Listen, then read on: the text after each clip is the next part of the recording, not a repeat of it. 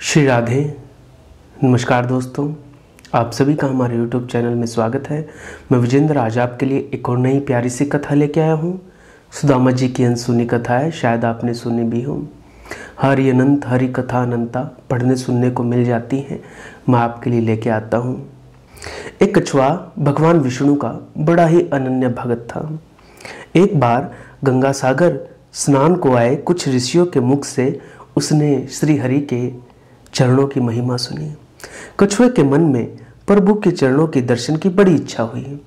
उसने ऋषियों से पूछा कि उसे प्रभु के चरणों के दर्शन कैसे हो सकते हैं। ऋषियों ने बताया कि प्रभु के चरणों का दर्शन का सौभाग्य उन्हीं पुण्यात्माओं को मिलता है जिन पर वो प्रसन्न होते हैं। कछुआ पूरी निष्ठा से प्रभु की भक्ति करता था, लेकिन उसे यज्ञ हवन आदि करने तो आते नहीं थे। इसलिए उसे लगा कि उसकी भक्ति तो पूरी नहीं है, लेकिन जंतु रूप में तो श्री हरि ने उन्हें भेजा है, इसमें मेरी क्या गलती है। उसने ऋषियों से पूछा कि प्रभु कहाँ वास करते हैं। ऋषियों ने कहा, वैसे तो प्रभु सब जगह हैं, लेकिन उनका निवास पाताल लोक से भी आगे बैकुंठ धाम में है। क्षीर सागर में वो शेषनाग की सैया पर विराजते हैं। कछुआ चल पड़ा श्री हरि के धाम। एक तो बेचारा ठहरा कछुआ। कछुए की चाल तो आप जानते हैं, धीरे धीरे चलते चलते सागर तट पर पहुंचा। तैरने लगा, बढ़ता गया और आखिर पहुंच गया जहां प्रभु शेष सैया पर थे। शेष जी उनको अपने तन पर सुलाए आनंदरत थे और लक्ष्मी मैया भक्ति स्वरूप हो प्रभु के चरण दबा रही थी।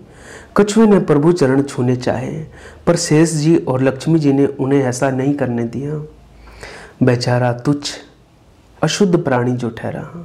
फिर मन में आया कि भगवान तो करुणा निधान है, सब पे करुणा करते हैं, कछुए पे कृपा क्यों नहीं हुई। बेचारा उसकी तपस्या अधूरी रह गई। प्रभु मुस्कुराते रहे और सब देखते। नारद सोचते रहे कि प्रभु ने अपने भक्त के साथ ऐसा क्यों होने दिया आज। फिर समय गुजरता रहा। एक जन्म में वो कछुआ केवट बना।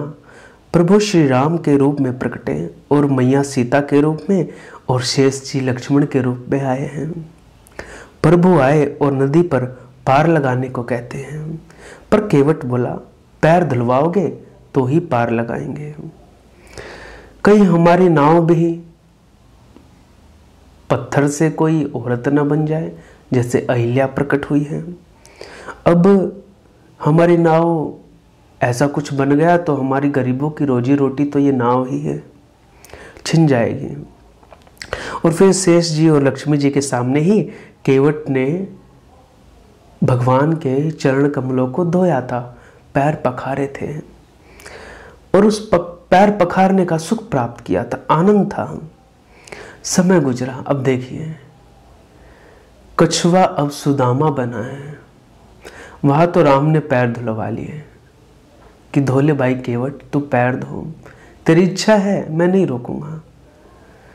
लेकिन जब सुदामा बने तब आप सभी जानते हैं, प्रभु बने कृष्ण, मां बनी रुक्मणी और शेष जी बलदाऊ भैया बने।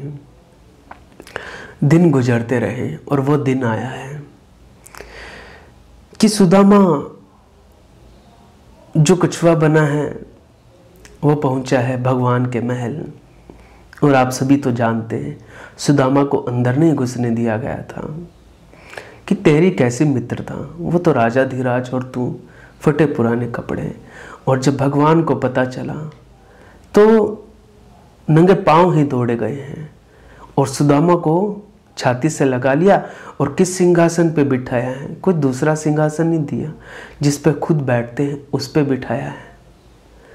और फिर आप जानते हैं कि नैनों के जल सो पग धोए, भगवान के नेत्रों के आंसुओं से सुदामा के चरणों को धोया है। रुक्मिणी जी जल लेके आई हैं और फिर पांव प्रक्षालन करने के बाद अच्छे से पोछा है, खूब आदर सत्कार किया है। तो ये कथा बड़ी ही प्यारी है, ऐसी भक्ति भाव बढ़ा देती है कथा। अब कई लोग कहते हैं कि क्या ऐसा हो सकता है, उसके राज में सब कुछ हो सकता है। क्यों? क्योंकि वो परमात्मा है, वो सब कुछ करने में सक्षम है। तो ये कथा, कहानियाँ, किस्से, प्रसंग पढ़ने सुनने को मिल जाते हैं। मैं आपके लिए लेके आता हूँ सुदामा जी की कथा। आगे भी कुछ कथा, कहानियाँ, किस्से, प्रसंग आप तक लाता रहूँगा। आज की कथा को यहीं विराम। आपको मेरा प्रणाम। जय श्री राम, जय जय श्री राधे।